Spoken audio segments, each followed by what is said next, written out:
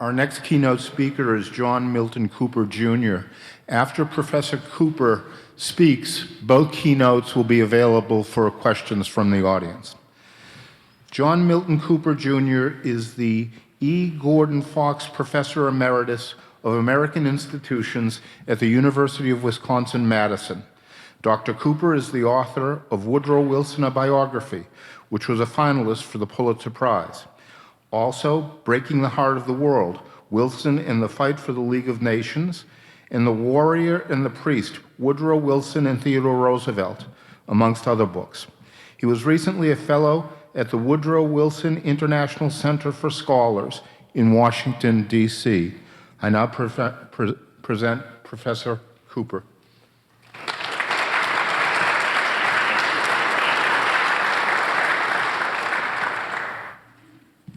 Well, sorry for the cough. Thank you very much. A couple of personal notes. My first teaching job was not very far from here at Wellesley College, and my wife was also a teacher. She taught at Newton South High School in Dana Hall and was a member of the Massachusetts Teachers Association. And in the summer of 1966, we got one of those nice charter flights, cheap charter flights, and the dollar was still strong, and we didn't have any kids yet, and spent a delightful summer in Europe, so I remember that very well. It's a particular pleasure for me to be here in the Senate chamber, at least the replica of the Senate chamber. Like other kids, I had a favorite sport, and like other kids, I had those fantasies about playing a big role in that sport. Now, unlike other kids, my favorite sport was politics. And instead of dreaming about being a quarterback or a pitcher or a center or a forward, I dreamt about being a senator. So in a way, I finally got here. And even more to the point of what my subject today, I am standing, well, actually I should be right down there, standing where President Wilson stood 3 times. We all know that he revived the custom, the practice, discontinued by Jefferson, of the president speaking before Congress. Now, usually he spoke before joint sessions of Congress in the House chamber, and he did it more than any other president before or since. One of the reasons for that, of course, is he didn't have the electronic media yet, and TV appearances have I think, taken the place of what Wilson was trying to achieve then. But 3 times he spoke to the Senate, just to the Senate. Once was when he gave his Peace Without Victory address, which was indeed the kind of liberal international vision, American international vision that David referred to. The second time was to plead for the senators to pass the woman suffrage amendment. That was in September 1918. And the third time was in 1919 when he presented the Treaty of Versailles to the Senate. So he did that 3 times. You can say, in a way, he didn't win on any of those occasions. That's too bad, but that is something to remember. I'm going to disappoint you a little bit. David has promised you that I will talk about the peacemaking and the League fight. I'd be delighted to do that in the question and answer, but I want to do something a little different. David has given you a wonderful picture, a large picture of major movements and ideas that were at work. I want to sharpen or narrow the focus. I want to talk about one event, which is American intervention in World War I, because 2 days from now, we will mark the centennial of that. And as a matter of fact, right now at this very hour is the centennial of when the United States Senate took up the war resolution. And in a minute or two, I'm going to quote from one of the speeches in that. And the question is, why? Why did we go into World War I? And I'm going to concentrate on one person. That is Woodrow Wilson. Now, the reason for that concentration is I can give you a very simple, straightforward answer as to why we got into World War I. The simple, straightforward answer is the United States entered World War I because Woodrow Wilson decided to take the country in. Does that sound simplistic? Well, it shouldn't be. Now, of course, he was the one who went to Congress and asked for the declaration of war. But I mean something more substantial. I'll put it this way. Every indicator of public and congressional opinion at the beginning of April 1917 shows that large majorities, both in the public at large and in both houses on Capitol Hill, still stood exactly where they had stood, or more or less exactly where they had stood, for nearly 2 years since the sinking of the Lusitania on May 7th, 1915. Back then, at the time of the Lusitania sinking, Wilson had correctly noted that Americans had what he called a double wish. They wanted satisfaction from Germany about the submarine attacks, but they didn't want to get involved in the war. Wilson, of course, was our most highly educated president, had more formal education than any other. But he could also be surprisingly superstitious. Early in the war, he'd confided to his advisor, Colonel House, that he and James Madison were the only two graduates of Princeton to become president, and he was afraid of Madison's fate of 1812.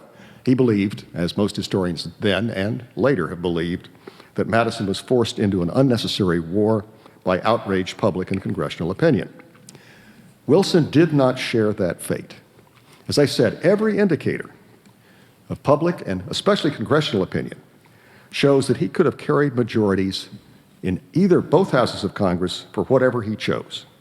He carried them for war, as he did, but he could have carried them for continued neutrality.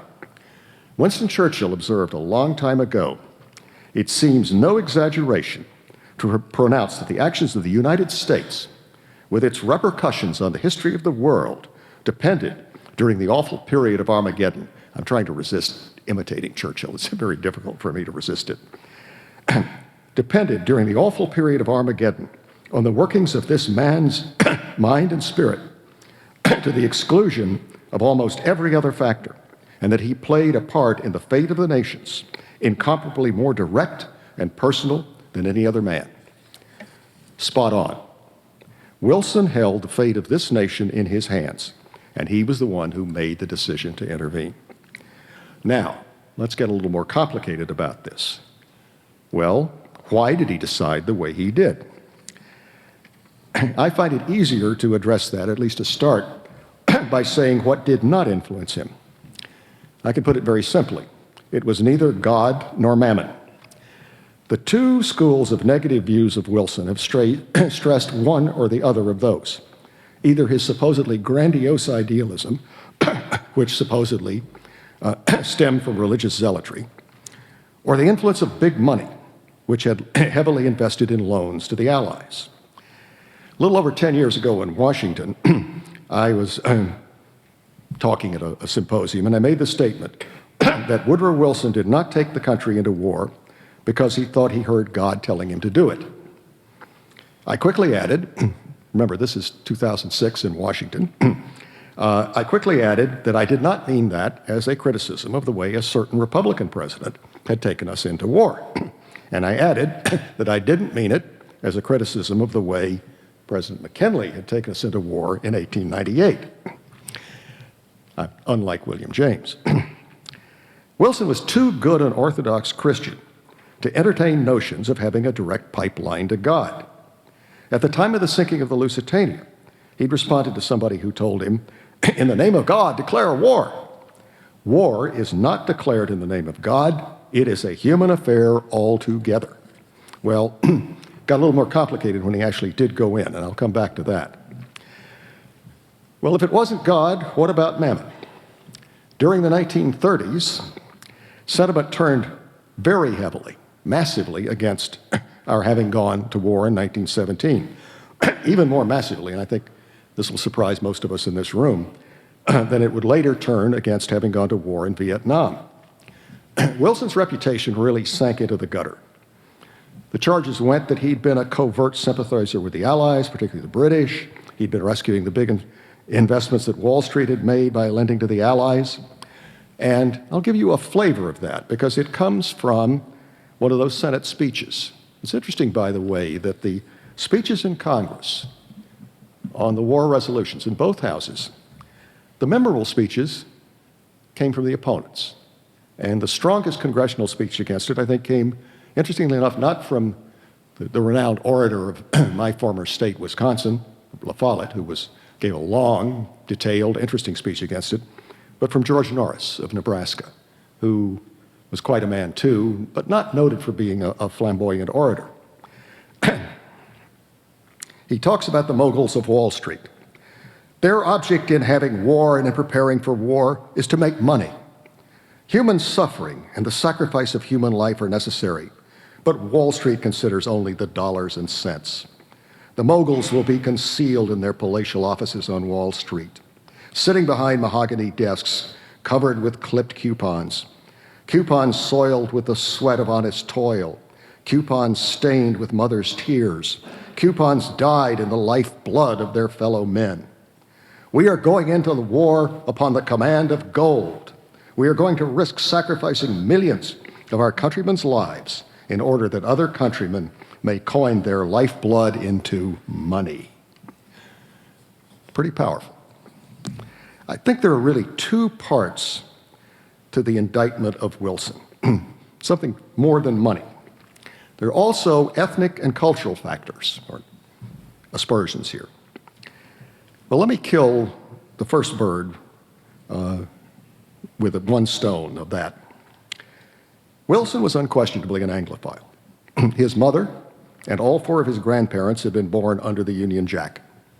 Like most educated Americans of that time, he esteemed English literature and English culture above all others, well, Scottish too in his case. But it was one thing to harbor those kinds of sentiments and something else to put them into play as policy.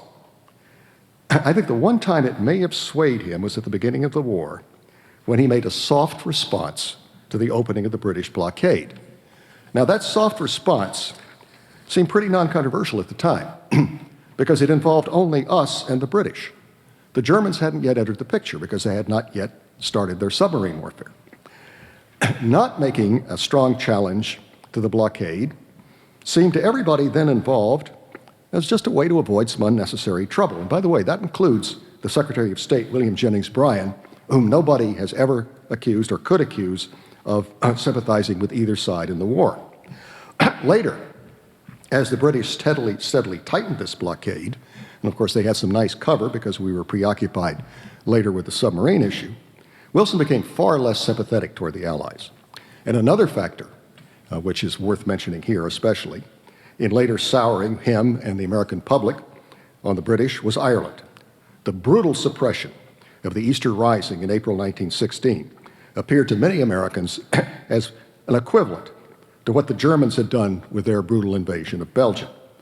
By late 1816, both the president and the majority of Americans had come to have a kind of plague of both your houses attitude toward the two warring camps. Well, if it wasn't culture and ethnicity, what about mammon? The outbreak of World War I had come as a boon to the American economy. At the beginning of that year, the economy had gone into a severe recession, which very likely would have deepened into a depression, except for the war orders. By the end of that year, war orders and loans to pay for them had provided a big economic stimulus. And they went, of course, all to one side, to the Allies. Now, the barons of Wall Street may also have been Anglophiles, but they were going where the money was. Britannia ruled the waves, and German shipping, both civilian and naval, had been swept away. The U.S. became the biggest supplier of foodstuffs and machine goods and, in some cases, not all, weaponry to the Allies. And the massiveness of this trade soon turned us into not just a creditor nation, which, as David pointed out, we had all just become, but the world's leading creditor nation. In the 1930s, economics ruled everybody's thinking, and there had been revelations of pro-Allied sentiment in the Wilson circle. So it was easy to blame the influence of money for going to war. A few people at that time, though, bothered to ask whether this was really so. And especially they didn't bother to ask what were Wilson's relations with Wall Street. If they'd had, they would have found that those relations were sour to the point of toxicity. This was the height of the Progressive era, and Wilson and his Democrats had enacted sweeping reforms that included the Federal Reserve, antitrust laws, income and inheritance taxes, aid to farmers, a prohibition on child labor, an 8-hour law for railroad workers, and the Supreme Court seat for that arch foe of big business, Louis Brandeis. Rather impressive, isn't it? In the hard-fought election of 1916, the Republicans had retreated from reform and sought to make America great again by turning the clock back to the time of McKinley. They didn't win in 1916, but they got what they wanted in 1920. Now, despite all the attention that historians have paid to the 1916 election, particularly to that slogan, "He kept us out of war," this election, like most, turned much more so on domestic issues. In many ways, it was a kind of rerun of 1896. Only this time, Wilson, unlike Bryan, was able to crack the Republican solid Midwest by carrying Ohio, and then eked out a whisker's breadth victory in California to become the first Democrat since Andrew Jackson to win a second consecutive term. Wilson owed nothing to Wall Street or to big business generally, just the reverse. Like most progressives, he was deeply suspicious of them, and he shared the belief of those anti-war progressives like Senator Norris that big business and conservatives were fomenting war to make money and to undo reform. In addition, the economy had recovered nicely, and businessmen were complaining that the war orders were actually becoming a drag on what they wanted to sell to the home market. Okay, I think that's a way of saying what didn't influence Wilson in his deciding to go to war. Well, what did? Okay, here I have to get into other things, which I'll get into a larger context too. He entered the Wilson, and I think David painted a nice picture of the way not only most average Americans, but even leading Americans were toward foreign policy. They just didn't think about it very much. He was a neophyte. And he said, right after the election of 1912, to a Princeton colleague, he said, "It would be an irony of fate if my administration had to deal chiefly with foreign problems, for all my preparation has been in domestic matters." He had to learn diplomacy on the job, and boy, did he fumble. David, I think you once called him ham-handed in the way he dealt with Mexico, and yes, I think that's a good characterization. Well, that was his, quote, learning experience. By the time of the war's outbreak in August 1914, he had become a defter diplomatist. Although, I think it's also well to note he was in a terrible emotional state because his first wife died just as the war broke out. So I think it's well to remember that his initial responses to the war came when he was under that emotional cloud. But those responses were not front-burner matters for him because, again, the war seemed a terrible tragedy that was happening to other people far away across the Atlantic. And as David pointed out too, for a lot of Americans, this again was a spectacular confirmation of our exceptionalism. You know, how different and how lucky we were not to be part of militaristic, monarch-ridden Europe, which our ancestors had had the wisdom to get out of. The great turning point, the second greatest turning point for Americans with World War I, second only to intervention itself, came with the sinking of the Lusitania. 15 years ago, people were making comparisons between the 9/11 disaster and earlier events, especially Pearl Harbor. I think the Lusitania offers a better parallel. It came out of the blue, not part of a big diplomatic clash. It involved the latest mode of transportation and one of the biggest human-made structures. The sinking of the Titanic 3 years earlier offered the best comparison for people at the time, and many commentators said here was a human act, not an act of God, or man's act equaled God's act. 10 years after the sinking of the Lusitania, a journalist found that everybody he interviewed could remember where they'd been, what they'd thought when they heard the sinking of the Lusitania, what they'd done for the rest of the day. Is there anybody here who doesn't remember 9/11 that way? I also remember my parents talking about Pearl Harbor that way. 2 years ago, Eric Larson published a best-selling book, Dead Wake, about the Lusitania. I bet you some of you have read it. I found it a good read, especially with the details about people on the ship. But it ends on a false note. After briefly describing our eventual entry into the war, almost 2 years, remember, after the sinking of the Lusitania, Larson's last words are, "Remember the Lusitania." Well, that's a false note, because at the time, people remembered The Lusitania is 17 years after the sinking of the Maine, and people were amazed that there was no such similar cry. Remember the Maine! No, remember the Lusitania. In fact, the public reaction was just the opposite.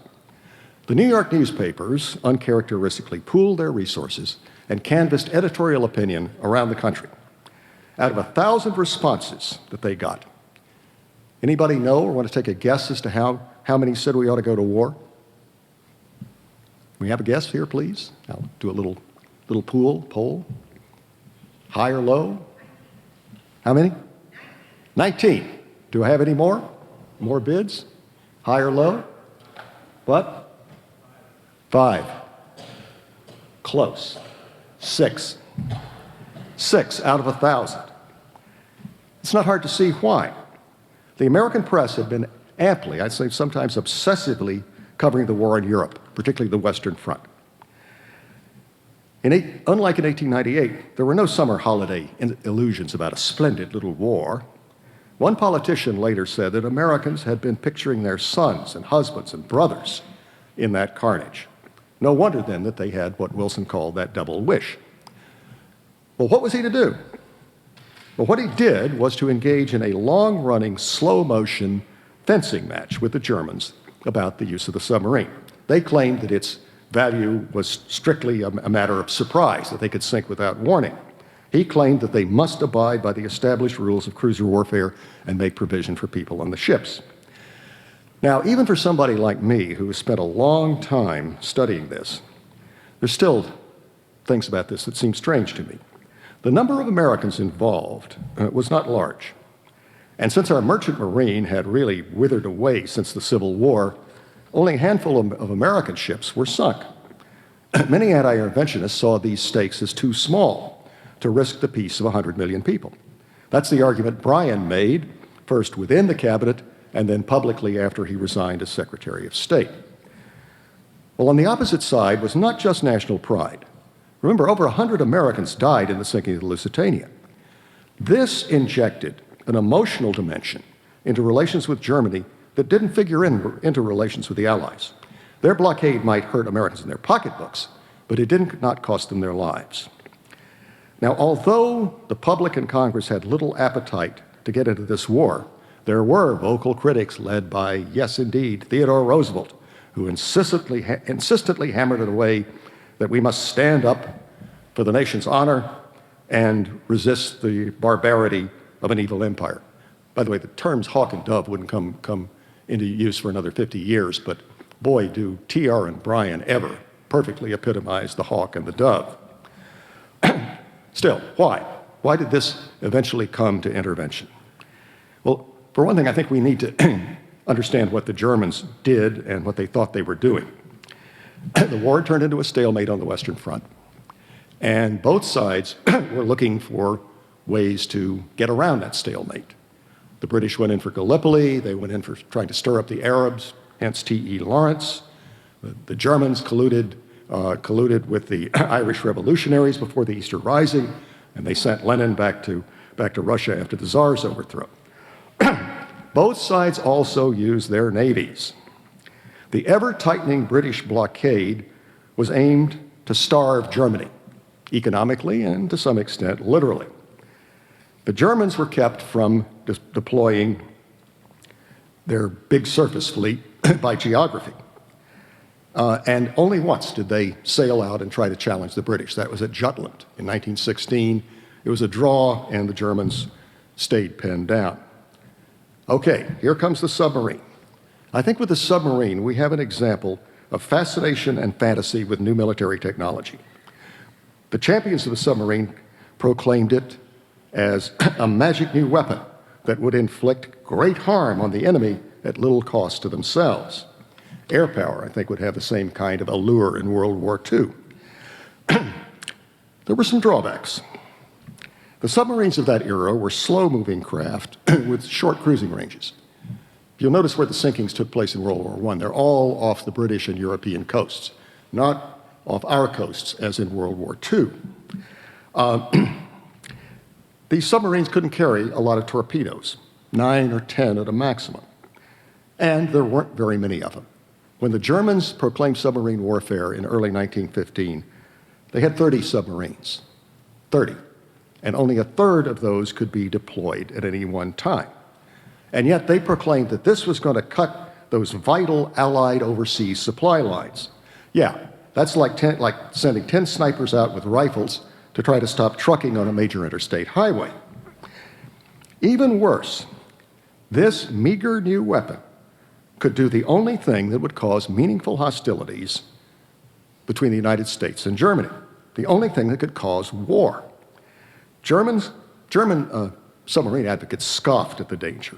After all, Roosevelt and other Americans were saying the United States had a pitifully small army and would have to cross an ocean. There were German skeptics who argued that the submarine was a distraction from the top priority, which was victory on the ground in France.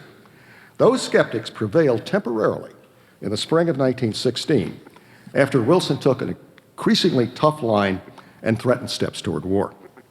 Those skeptics were worried less about America as an enemy and more about taking their eyes off the Western Front. That's where they expected to win in the summer of 1916. That, of course, brought the siege of Verdun, and that coupled with Britain's suicidal offensives on the Somme made 1916 the bloodiest year of the war. Wilson knew that the Germans' curtailment of the submarines might be only a respite. And as soon as he knew that he'd been reelected, he mounted a peace offensive. He did a public diplomatic note to all the belligerents asking them to state their terms. He promised to take steps toward a League of Nations to prevent future wars. Then on January 22nd, 1917, he made one of those speeches in the Senate chamber with his Peace Without Victory address. Well, he was making bold, grand moves. Too late. The Germans had already decided early in January 1917 to resume full-scale submarine warfare as of February 1st. They did it in full expectation that they'd draw the United States into the war. But they were confident they could win before we could make any difference. Now, unlike the original plunge into submarine warfare, which I think had been a foolish gamble on a weak, untried new weapon, this seemed to be a better calculated military decision. German shipyards had been turning out submarines at a brisk clip, and the advocates now said, we do have enough forces to cut that Allied overseas lifeline. There's some German historians who say they were cooking the books. Well, still, as sensible as this decision might have seemed, it was a true act of folly, and I think it sealed Germany's defeat. This is where mammon comes into the picture. For a country that had built the world's second largest economy and was the byword for technological efficiency, German leaders were astonishingly blind to the economic dimensions of war. They paid no heed to the massive debts that the Allies were racking up in the America, and they knew little and cared less about the exhaustion of British credit in the United States. That was about to accomplish what the Germans were seeking to do with the submarine. That is, to have a massive curtailment of the flow of supplies to the Allies. And it would have happened with no danger of bringing the United States into the war against them. I love that modern cliche here. The Germans were snatching defeat from the jaws of victory. As far as some Americans were concerned, especially Theodore Roosevelt, we should have gone to war the minute the Germans unleashed their submarines. But Wilson didn't. He agonized for 2 months. He stubbornly resisted pressures from his allies, and he bared his soul to several confidants. To a sympathetic journalist, he said that he thought America's entering the war would mean there will be a dictated peace, a victorious peace. There won't be any peace standards left to work with. There will be only war standards. And at home, the impact would be even worse. Once lead this people into war, they'll forget there ever was such a thing as tolerance. To fight, you must be brutal and ruthless. And the spirit of ruthless brutality will enter into the very fiber of our national life, infecting Congress, the courts, the policeman on the beat, the man in the street. If there is any alternative, for God's sake, let's take it. That's pretty powerful too, isn't it? As we know, tragically, Wilson was predicting just the things that did come to pass, which he allowed to happen. Why is a great puzzlement. But to return to the question of why did he choose war, I think it's well to remember these words of his. I think, in fact, the most eloquent argument against going into the war, even more than Senator Norris's, was this one. And it came from the lips of the man who took us in. Why? I think the best way to answer it is the simplest way. Look at what he said. Look at his war address. It is not a resounding call to arms. Much of it consists of a fairly dry recital of Germany's wrongs against us and a cool calculation of how to address them. Wilson displays a quality of mind that he doesn't get much credit for, strategic realism. And he concludes that armed neutrality has the disadvantages of war without the advantage of winning and thereby having a hand in shaping the peace. Along that line, he insists that he wants the same kind of peace he sketched out 2 months earlier, or not quite 2 months earlier, in Peace Without Victory. But he admitted America was going to have to seek to do this through war, a very delicate, daunting task. But, he argued, it can't be shirked. Overall, the speech has a tone, the tone of the speech is somber. It's filled with regret and unsought choice. I think it really has a tone worthy of Abraham Lincoln. Sure, it's an idealistic speech. In fact, that was the coin of the realm. That was the rhetorical coin of the realm in those days. Everybody was an idealist, just about. Everybody talked idealistic language. Wilson does invoke America's sacred values of democracy, but he did it in a very restrained way. The most frequently cited sentence from that speech reads, "The world must be made safe for democracy." Wilson was one of the most punctilious stylists ever to sit in the Oval Office, and he would not have used the passive voice unless he meant it. There is literally a world of difference between the way he said it and the way most people have misquoted and misconstrued it. We must make the world safe for democracy. He made that meaning clear a year later when he told a group of visiting journalists, "There isn't any one kind of government which we have the right to impose upon any nation, so that I am not fighting for democracy except for the peoples that want democracy." I wish that disclaimer hadn't been off the record, because it would be another 60-plus years before that was published. And if it had been, I think a lot of ink about Wilson the idealist, Wilson the utopian might never have been spilled. But it's wrong to read his address as a piece of realistic calculation wrapped in idealistic rhetoric. If you'll forgive me, I'm getting very close to the end, but I want to read you just a little bit, the closing of that speech, the last paragraph. "It is a distressing and oppressive duty, gentlemen of the Congress." Footnote, mistake, was not only gentlemen of the Congress. There was the first woman there, and the only vote against going into World War II. She voted against going into World War I and into World War II, Jeanette Rankin of Montana. "It is a distressing and oppressive duty, gentlemen of the Congress, which I have performed in thus addressing you. There are, it may be, many months of fiery trial and sacrifice ahead of us. It is a fearful thing to lead this great peaceful people into war, into the most terrible and disastrous of all wars, civilization itself seeming to be in the balance. But the right is more precious than the peace. And we shall fight for the things which we have always carried nearest our hearts, for democracy, for the right of those who submit to authority to have a voice in their own governments, for the rights and liberties of small nations, for a universal dominion of right by such a concert of free peoples as shall bring peace and safety to all nations and make the world itself at last free. To such a task we can dedicate our lives and our fortunes, everything that we are and everything that we have, with the pride of those who know that the day has come when America is privileged to spend her blood and her might for the principles that gave her birth and happiness and the peace which she has always treasured. God helping her, she can do no other." If much of the speech was worthy of Lincoln, that last line was worthy of Reinhold Niebuhr. As people then recognized, it changed only 2 words from Martin Luther's declaration to the Diet of Worms: "God helping me, I can do no other." Here I think Wilson was drawing not only on his religious faith, but also on his religious intellect. He saw the World War as the greatest collective sin in human history. And he knew that he was asking his fellow Americans to join in that sin. But as an educated Protestant who understood Luther, he knew that people, both as individuals and as nations, could not avoid sin. Instead, in seeking to know God's purposes and follow God's will, they must act humbly and uncertainly, and they could not avoid sin.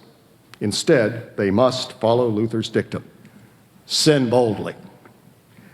That's why I think Woodrow Wilson took us into World War I. He did it with full knowledge that he was committing a sin, and with no assurance that it was the right thing to do. Many here and abroad are still arguing over the wisdom of our intervention in this war. I'll just stop and conclude by recalling Churchill's observation again, that the workings of this man's mind and spirit changed the history of the world and shaped the fate of the nations. And if you doubt that, just look at two places where Americans are fighting right now, Syria and Iraq. Both are creations of this war. Thank you.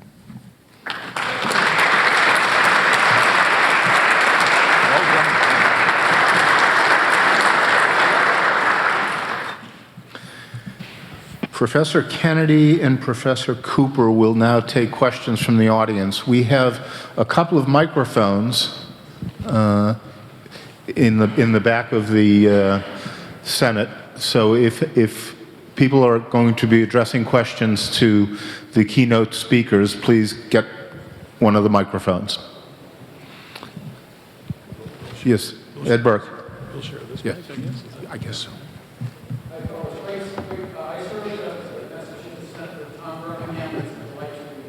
Come as moderator. I'm sure you have spoken with people, secondary school teachers in England, Germany, and France, how they teach the war, and they have the advantages of taking kids to the Imperial War Museum, to the battlefields where the shrapnel still gets turned over every once in a while. Are there anything about the way the war is taught now in Western Europe that we might be able to be aware of and take advantage of in trying to make kids realize the enormity of what happened?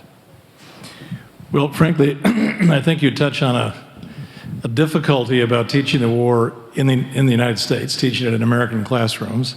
And it's a difficulty that has to do with the very nature of the subject, that is the United States' relationship to the war.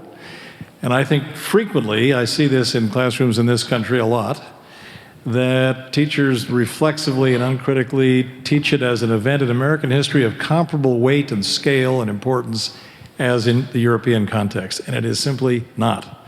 We were a belligerent for 19 months. We fought active battles for about 45 days. We lost roughly 50,000 troops in combat, another 50 or 60,000 to accident and disease. Those are fractions of the European losses. So I think we frequently make a big mistake in this country of assuming that the war has the same kind of weight and historical consequence for our society that it does for Europeans, and it just doesn't. And you point to the inescapable fact that, particularly in Western Europe and the frontline countries, the memory of the war is still very, very heavy, even down to this day, 100 years later. So it's one difficulty, and I think error, that often happens in teaching about the war in the American context.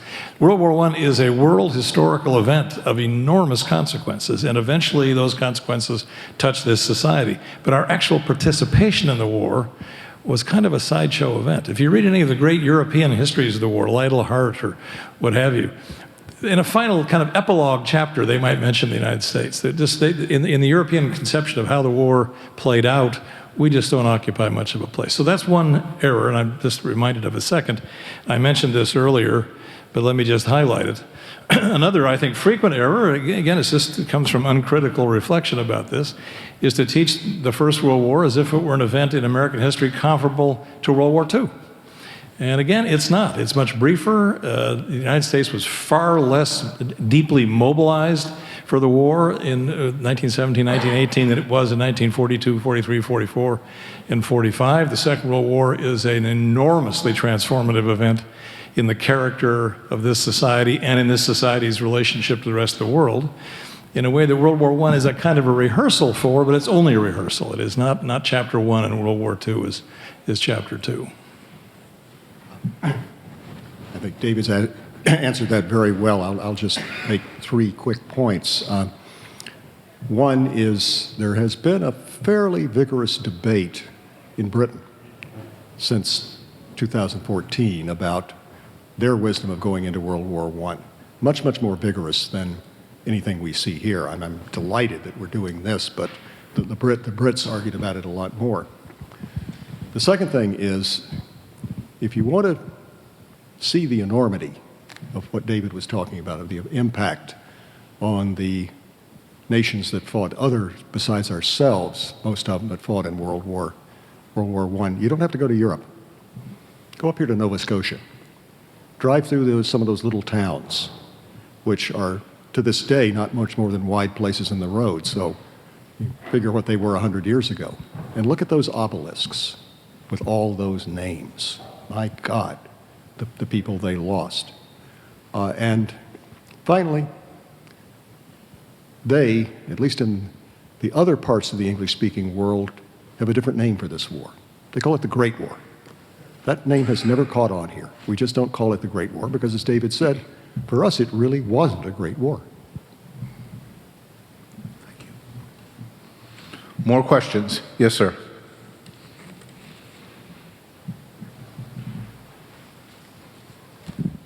So I'm very interested in the connection between intimate life and public events. And I've been reading, I think her name is Philip Levin's book on the relationship between Woodrow Wilson and his second wife. And the book concentrates on 2 things. First of all, Wilson had sort of lifelong health problems, stroke, heart disease. And then this, his second wife, according to this book, was very influential in his thinking. So I'd like you to speculate on 2 things, on Wilson's illness and on Wilson's second wife as affecting world history or the intervention into World War I. That's for you. Okay. I think that's for me, right? I'm not a fan of Phyllis Levin's book. I'm not a fan of Phyllis Levin's book, and the main reason is I think she fell for Colonel House. There is a school of thought, an argument, that everything good Wilson did was under the influence of Colonel House, and every mistake he made was when he wasn't, and that the person who came most foiled that influence was Edith. It's quite true. She did not like Colonel House and was out to get him. I won't comment on the justification for that. I don't like Colonel House myself either. As to his illness, his health, except for a couple of incidents, especially one where he had an eye hemorrhage when he was president of Princeton, his health had not been that bad until he had that big stroke. And when I wrote a book about the fight for the League of Nations and the part that Wilson's health played in it, I consulted with a friend of mine who was a neurologist at the UW Med School. And he said, what we find with stroke patients, so many of them, is they'll operate at 90 or 95% of capacity right until the big one happens. So the notion of trying to look at antecedents there, and especially, he said again, we're dealing with old, incomplete records. We can't diagnose the person ourselves. And of course, they didn't have the CAT scan there either, which has been a real revolution in neurology. As for Edith's role, that was kind of scandalous at the time. We've got a woman president, government by petticoat. How awful. That was kind of the slur on that. And Edith Wilson argued that she never usurped anything, that she never tried to make any decisions. She protested slightly too much there. But what she did do, and what she says quite openly in my memoir, her memoir, is she controlled access of people and issues to him. Well, we certainly have learned that he or she, who controls access to the presidents, to some extent, is president. So I think, in a way, there is something to that rap that she became a surrogate president. Now, I don't happen to think she should have. I don't think we should have had a surrogate president. I think there should have been some way, voluntarily or otherwise, for Wilson to have removed himself or been removed. But if we're going to take the situation as it was, the question that almost never gets asked is, well, okay, how did she do? And actually, I don't think she did all that badly, because nobody knew his mind or his wishes better than he did. And that's what Edith was trying to do. And the mistakes and the disaster that come at the end of the consideration of the League of Nations, of the treaty, are Wilson's. I mean, his judgment was terribly warped, and his emotional balance was off. I mean, the man, to put it crudely, was not in his right mind. And he made those mistakes. She was not a great person. She was not terribly, she was bright enough, but not a reflective, well-educated person. But I don't think she was a bad person, and I don't think she was a bad influence. Yes.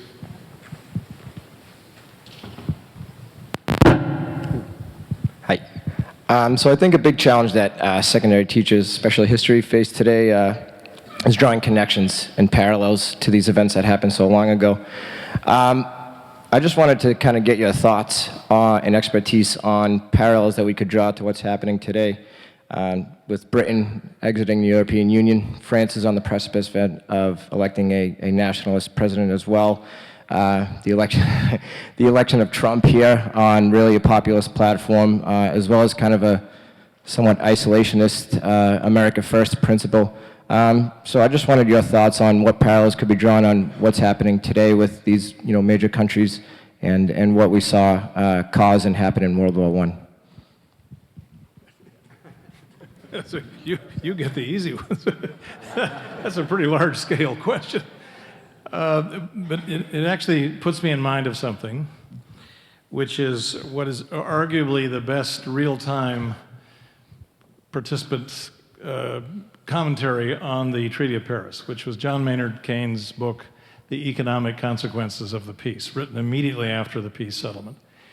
And in that very trenchant analysis of what the peace settlement looked like, what its consequences were likely to be, he used a phrase that I think is really still quite pertinent. He said the Great War, the European War, First World War, whatever name we call it by, should be understood as the European Civil War. That it was a war inside the house of what was then the first modern era globalized economic system. There was lots of trade across European frontiers. Europe was a fairly well-integrated economic unit. Indeed, the whole North Atlantic community was a pretty well-integrated unit. Even the South Atlantic, Argentina was a major player in that system as well. So Keynes saw, I think, with remarkable insight and prescience, what could be the consequences of disrupting that kind of an integrated economic and partially politically integrated system. And what you got was a Second World War until those questions are further addressed. So it'd be far too egregious to predict that Brexit, Trump, Le Pen, and so on are going to produce World War III. I think that would be a huge overstatement. But I do think we disrupt these well-worked-out, organic, international, transnational connections, supply chains, to use the modern terminology, at our peril. They have served a purpose. And they've worked pretty well for a lot of people, not everybody. The consequences are asymmetric, and that's why we have problems. But I think on balance, we mess with them at our peril. I agree. We have time for one more question. Yes, sir. You. Oh. Oh. So I was wondering if you had any advice on proper avenues to teach about segregated combat units like the Harlem Hellfighters. When I used to learn about the 442nd in World War II, my problem was that, as an Asian American, I didn't see any direct corollary between their sacrifice and any results from the U.S. government to really acknowledge their role until years later, decades later even. And, whereas opposed to something like the Double V campaign, right, that was led directly to the desegregation of armed combat units after World War II, right after World War II. It seems like there's kind of a lengthier time lapse between our acknowledgement of the role that segregated combat units played a part with in World War I, and kind of the acknowledgement of that afterwards. So is there a way that we can, introduce that to our students and say, like, this contribution led to an immediate change, because I'm not sure what the immediate change was, aside from almost, really the French, if anyone, kind of acknowledging their role in it.